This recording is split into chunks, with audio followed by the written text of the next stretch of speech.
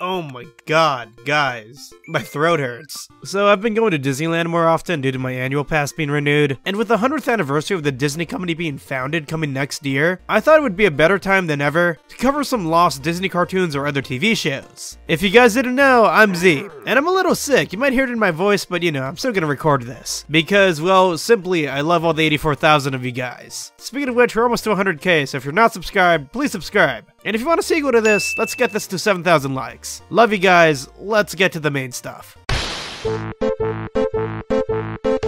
Dumbo II. Okay, let's talk about this. I assume you guys know about the direct-to-DVD Disney sequels, and their notoriety for being pretty bad. I mean, everybody loves the first of Aladdin, but who the hell talks about the Return of Jafar? Or the third one, Aladdin the King of Thieves? Or may I even mention the live-action remake? Dear God. No. I mean, let's look at the review scores. Aladdin, Rotten Tomatoes, 94%. Damn, that's really good, and you know, deserves it. Aladdin, The Return of Jafar, 33%? God, something happened there. And then Aladdin, King of Thieves, another 33%. I'm actually curious, who are the people who like these movies? And then you have the remake, which I'd rather not talk about. I could honestly go on about Disney sequels, but I'm taking too much time away from this segment, so let's talk about Dumbo II. So Dumbo, not the remake, the original 1941 version, is famous for a lot of things, mostly because of the elephant's giant-ass ears. And, you know, many people would agree that like, the movie's like pretty good. In fact, really good, but I don't know if it was so good that 60 years later they tried to make a sequel for it. Enter Dumbo II. Originally set to be released in the year 2001,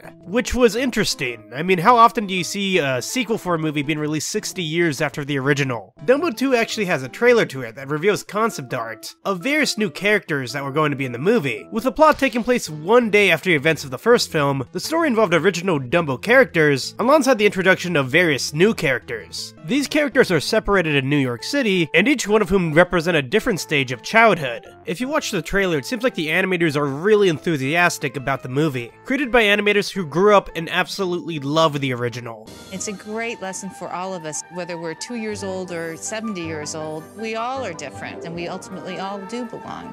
I'm gonna go out on a whim here and honestly say that this probably would have had more soul than any of the Aladdin sequels. So with all this passion, one has to wonder, what happened to the release of this film? Well, in 2006, John Lasseter became the CEO of the Walt Disney Animation Studios. Upon his ascension, Disney discontinued direct-to-DVD video sequels in 2007. You're probably wondering, well, wasn't the movie supposed to come out in 2001? Well, yes, but it kept being delayed over and over again, until it was officially cancelled, alongside many other Disney direct-to-DVD sequels. And honestly, I don't really blame Lasseter for canceling direct-to-DVD stuff because, well, the track record wasn't really that good. The frustrating part comes at this though. Dumbo did eventually get another movie, but it was a live-action remake, and, you know, it wasn't too stellar. Which is kind of the insult to Dumbo II. And from the footage I have seen of the animators who seemed so passionate about this coming out, we will likely never see any footage of Dumbo II, which is unfortunate, but at least the original will always hold the hearts of many. The story's about friendship and parental love, and that there truly is no place like home. Coming soon from Walt Disney Pictures, Dumbo II.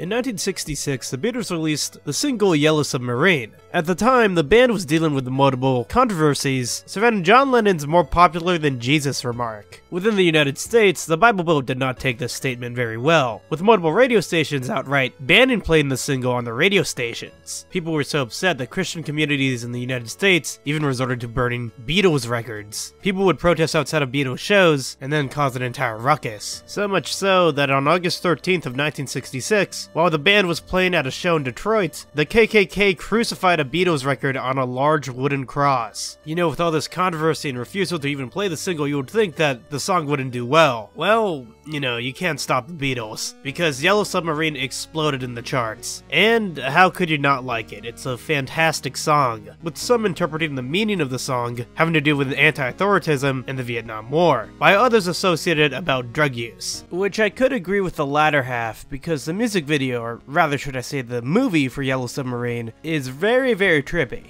The movie was critically praised for its psychedelic features, and was a subject of discussion for decades, so much so that in August of 2009, Disney announced that the Back to the Future and Forrest Gump director, Robert Zemeckis, would be creating a remake of the Yellow Submarine film. And you know, it was 2009 at the time. If you remember anything from that time period, performance capture was popular. And if you don't know what performance capture is, remember the Polar Express or the movie Christmas Carol, that one remake? Yeah, it'd be animated like that, which some people hate and some people love. Disney was hoping to release the movie by 2012, just in time for the London Olympic Games. However, there were problems on the way over there. At the end of 2009, The Christmas Carol came out, and it did do well in the box office, but not well enough for Disney to really have faith in Robert Zemeckis' animation studio. But before the animation studio closed down, they managed to publish one last movie, and this movie, it sucked ass. It wasn't good. I'm just messing with you. Enter Mars Needs Moms. A budget of $150 million, and it made $39.2 million in the box office. That's really ass. People consider Mars Needs Moms as Disney's biggest failure. I mean, look how this movie looks. Usually, like, the animation style of like the Polar Express or the Christmas Carol doesn't bother me, but this movie just looks really ugly. This truly was the end of the motion capture phase of the late 2000s. And as far as box office bombs for Disney, this is their worst one. I mean, I'm trying to wrap my head around that. They lost $100 million. The movie did so bad that Disney lost faith in the Beatles project and completely canned the Yellow Submarine movie. All that survives now is storyboards and this 9-second clip of it. Which is a shame, because concept art of it does show that it did hold promise. Could it have been bad? Yeah, probably, but you know, we may never know. It might have been like true, utter like genius. Whatever the case, I truly do love Yellow Submarine the song. And movie or not, at least we still have that.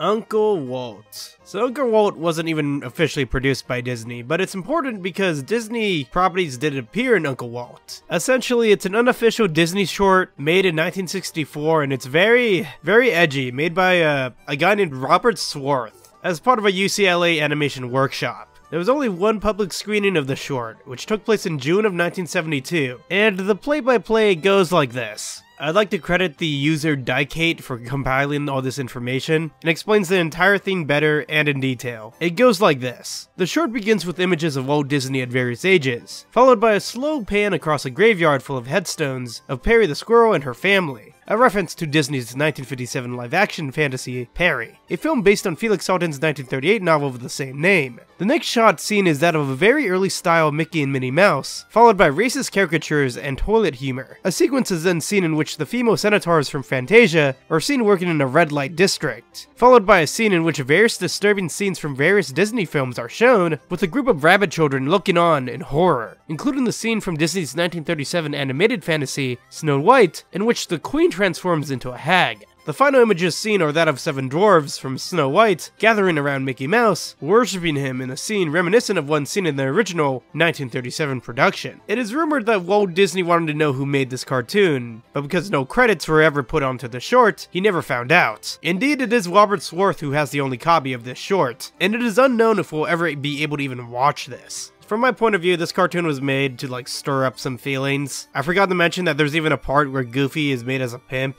I would go off a little more, but apparently Robert Swarth is also a respected artist who has even gotten 2 Academy Award nominations for his work on Star Trek the Motion Picture and another animated short called Kick Me. It's been 50 years since the first and only screening, and it's only remembered by the very few who were at that screening. If the Walt rumor is true that he wanted to find out who this was and go after them, perhaps this is the best, for this to die off in the memories of all those who've seen it. But out of morbid curiosity, I do want to watch this, and I assume many others do as well. So maybe one day, perhaps far in the future, it will be released.